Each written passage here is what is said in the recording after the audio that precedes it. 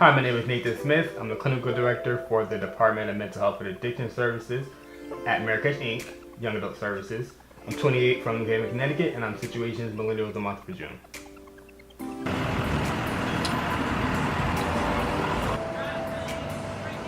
I was born and raised in New Haven, Connecticut.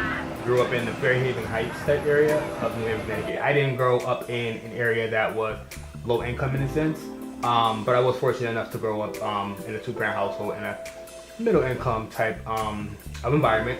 My father, till this day, still works in the human service field. He's actually a special ed assistant teacher for the city of New Haven, so he's been doing that for probably over 10 years. Still doing it, loving it. He also worked at other nonprofit agencies that work with individuals with varying disabilities, whether it's intellectual disability or some type of mental health combination.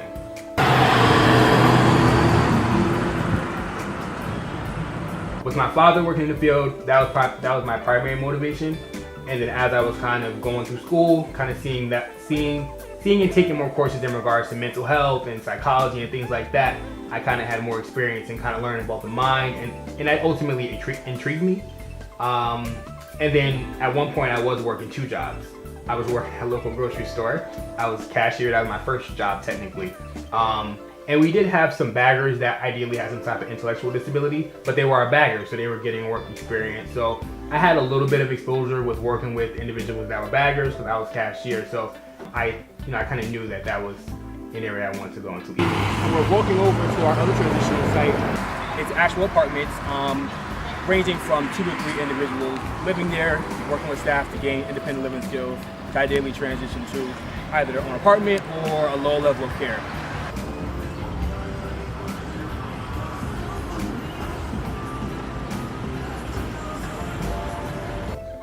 One other thing that was significant for me as well in about 2009 or so was the passing of a very close friend of mine.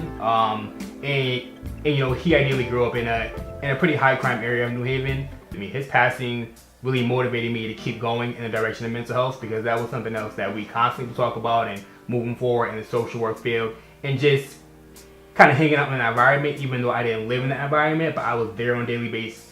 I mean, there weren't a lot of opportunity, a lot of resources for people to really go to. People really didn't know where to go in regards to getting help for mental health, because they might have been just staying at home, going on 25, 30, not really knowing that there's a wide array of resources. So that really motivated me to see that going on, to want to learn more about it, and then ultimately be able to make a change. The term mental health or mental illness, or whatever type of descriptive word someone might say, is a broad topic in general. Being able to associate one or two words to be able to define it can be difficult because of the varying disorders that are out there. Whether it's someone that has schizophrenia, schizoid disorder, borderline personality disorder, bipolar disorder, which has varying types, antisocial personality disorder, ADHD. I mean, there's a number of disorders that are out there, and it also depends on the individual's age, because there are some mental health disorders that ideally are diagnosed in early childhood.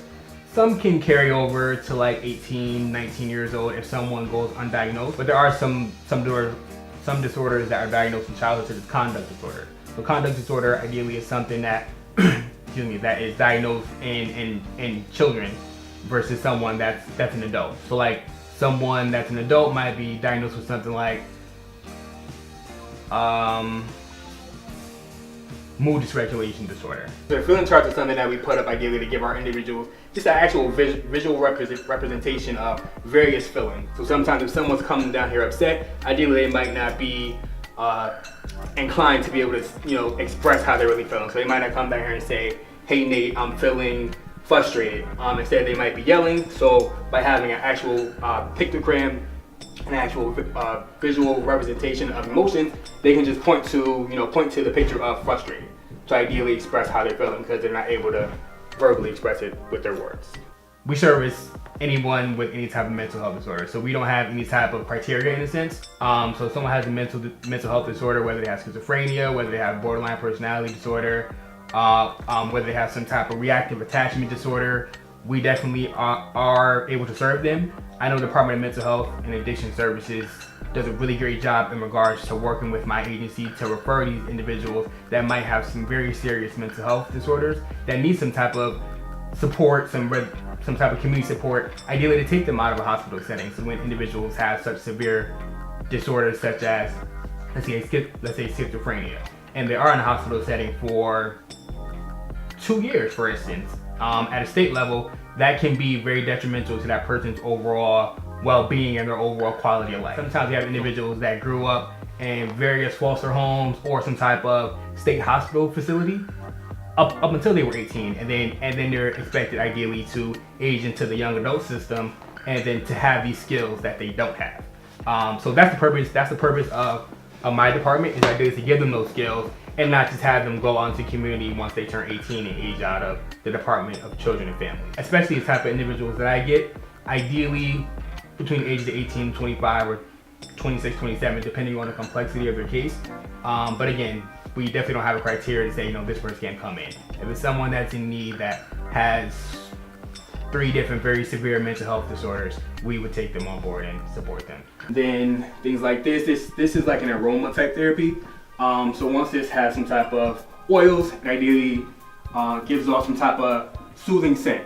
So then with this playing, and then we also have sensory bins, which have various fidgets such as spinners, and we're constantly adding things to these.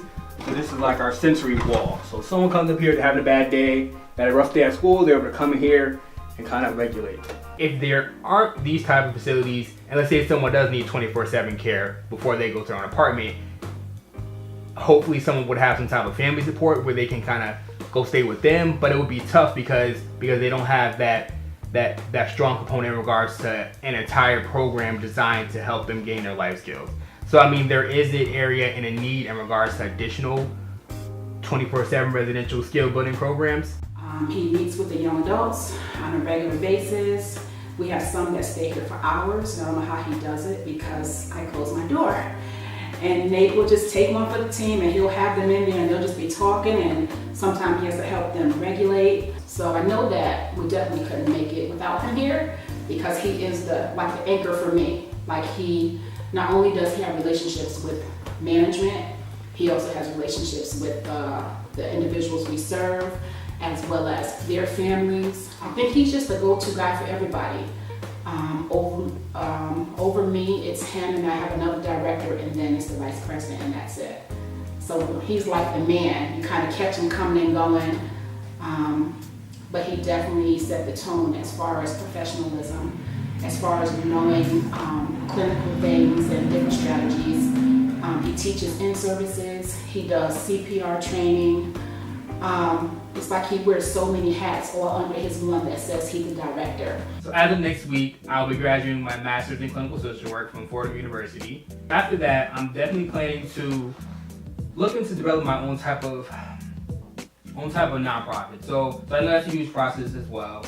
But one thing that I've been noticing and I'm really passionate about is developing some type of mentorship. I feel that not just any type of mentor can work with this type of population. You'd have some type of training on working with someone who might be suicidal, how to be able to deal with someone who's suicidal or homicidal, or someone who's hearing voices. That can be difficult for someone to deal with or someone to work with without some type of basic knowledge. So working on some type of mentorship program is one of my ultimate goals. So I'd like to thank Situation for featuring me as Millennial of the Month for June. If you'd like to get additional information on mental health in general, or just some of the resources in Connecticut, I would definitely suggest going to ct.gov. And then once you go to the website, you can look for various resources. In regards to the resources that my agency provides, you can go to Marrakesh Inc, MARRAKECHINC.org, and we provide a wide array of services branching outside of mental health as well. Please feel free to follow my Instagram at Nate_90fitness on Instagram.